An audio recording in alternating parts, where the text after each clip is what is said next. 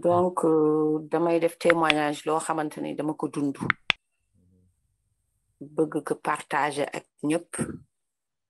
ñaari témoignage lay def témoignage bu jëkk bi docteur si wàllu fibron laa koy def dama amoon fibron bu ñu détecté depuis 2012 si sama doom Umar bu ma ëmbee Umar ñu détecté ñaari fibron ñu wax ma ko et puis ku xarañoon professeur bu baay moo ma ko waxoon mais newoon na ma c'est pas méchant peut-être qu'avec le temps dina màgg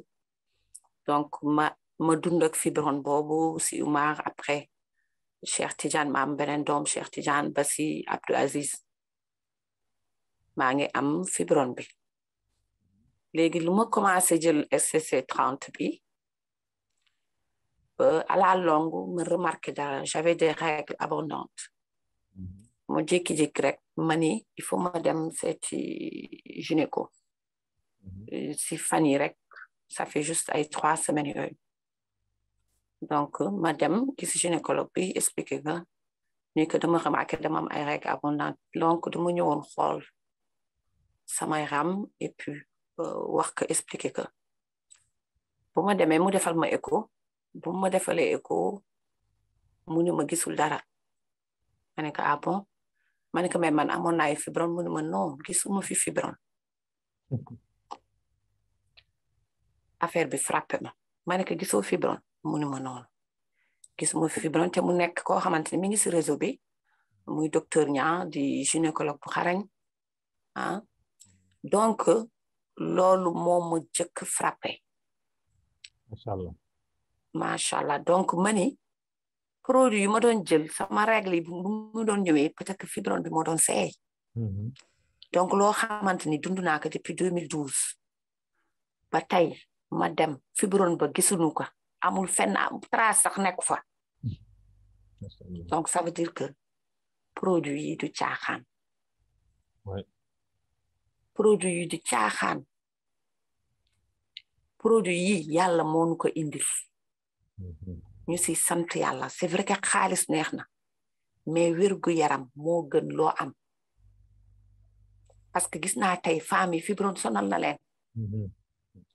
fu nekk ñu ngi fay dugg di def ay opération te opération yi ça coûte excessivement cher tey su ma amee lu mel nii man personnellement en tant que marraine ba dund ko dund naa leneen looloo ma gënoon a tax gëm Super Life mais dama ko gën a gëm loolu mooy sama premier témoignage sama deuxième témoignage nag dama yàgg wax fii nit ñi da leen utiliser SIC ak STC 30 tey nag dama ni ku génn si salle bi yéen ñëpp laay waxal ñi nekk fii si biir salle bi ku génn à la sortie de cette présentation la nga commandé sa SIC ak sa STC 30 pour yow mii di déglu chaque jour nga commandé que pour sa famille parce que dama ko dundu j'ai été testée positive au Covid vendredi passé su ñu ko dégg xamoon nañ dama tawatoon donc ma xëy am ay courbature sama bopp di metti sama bët di metti ma yëg mettit boo xamante ni gëj naa ko yëg ma woo docteur ni ma jëlal SIC bi ma jël SIC bi 2 fois jël SCC 30 bi jël SIC bi bu ma xëyee samedi ma ni cooc jóg dem defi test ma def test samedi bi donc soo defee test da ngay toog ay 72 heures bala ngay jot sa test bu ma defee test ñëwaat dafa mel na feebar bi dafa dañ si man mais je me suis isolée parce que je sais que Covid bi mi ngi fii donc il faut que nit ñi accepter Covid dafa am que nit ñi xam ni que mën na leen dal te doo xam foo ko jëlee parce que man xaw ma fu ma ko jëlee génnuma sama kër donc ça veut dire que dafa am ñu ñëw indil ma ka wala je ne sais pas mais dal na ma et je l'accepte et je suis allée faire mon test pour que xam du ma dal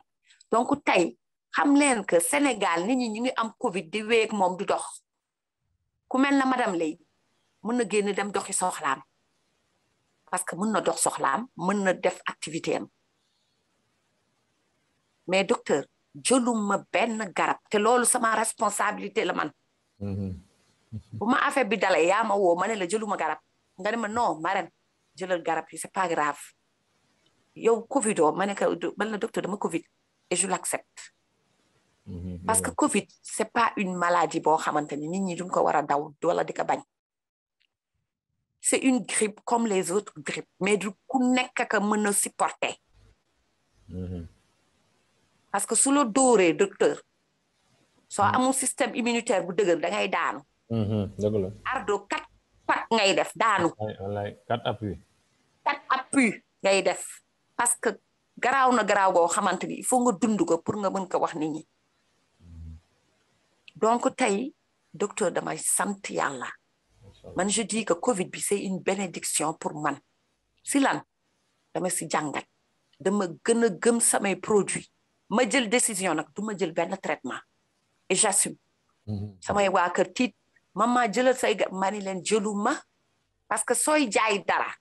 di partager dara di wax yàlla na fekk dëgg la donc man tey damay tester sama produit yi ba xam ne réellement est-ce que produit yi luñ siy wax am na ma décider nag jël sama responsabilité ni du ma jël benn traitement ñëpp wax jëlal man leen jëluma ma wakkilu si yàlla jël sama STC30 ak sama SIC mais maa ngi sant yàlla docteur di gën di sant yàlla et je dis que Covid bi c'est une bénédiction parce que yokk na sama gëm-gëm tey Covid bi dafa yokk sama gëm lu tax parce que am na ñu bëri ñu ngi si hôpitaux yi tëdd man su ma toogee di mën a wax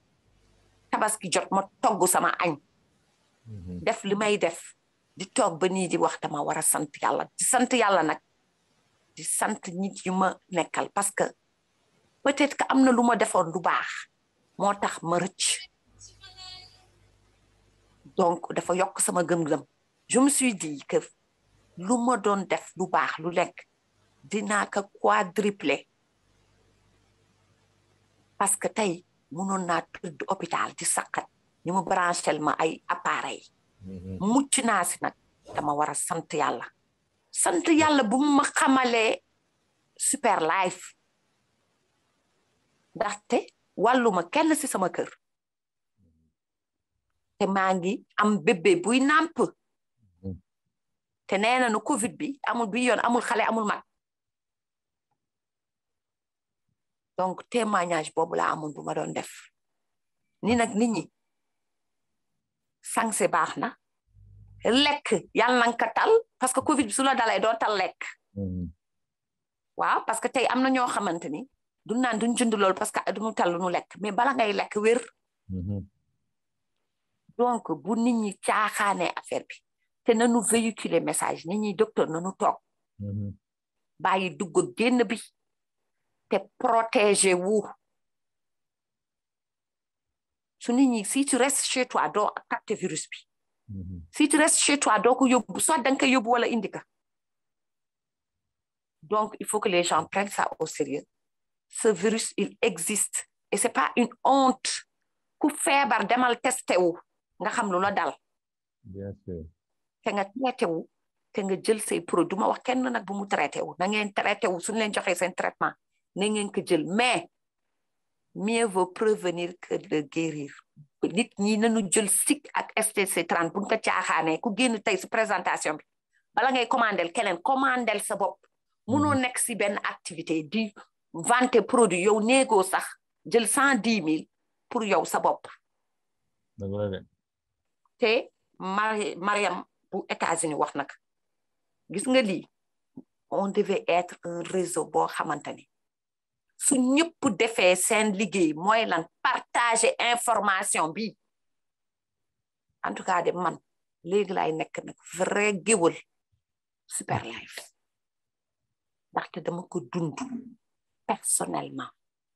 bëgg nag ñëpp aar seen bopp parce que aar seen bopp dafa jot ñu xam ne heure bi Covid baa ngi tas dëkk bi hôpitaux yëpp a ngi fees donc mieux vaut prévenir que de guérir jël leen seeni STC 30 ak seeni sik su ngeen amee ay waajur jox leen ko seen waajur yu naan ko te ngeen fagaru moytu loolu laa amoon lu ma bëggoon partage ak yéen docteur di la remercier ñëpp di ñaanal ñëpp dundu ak fekkee ak tal te di remercier ñëpp seen ñaan yéen ñëpp yegg si na jërë ngeen jëf docteur merci beaucoup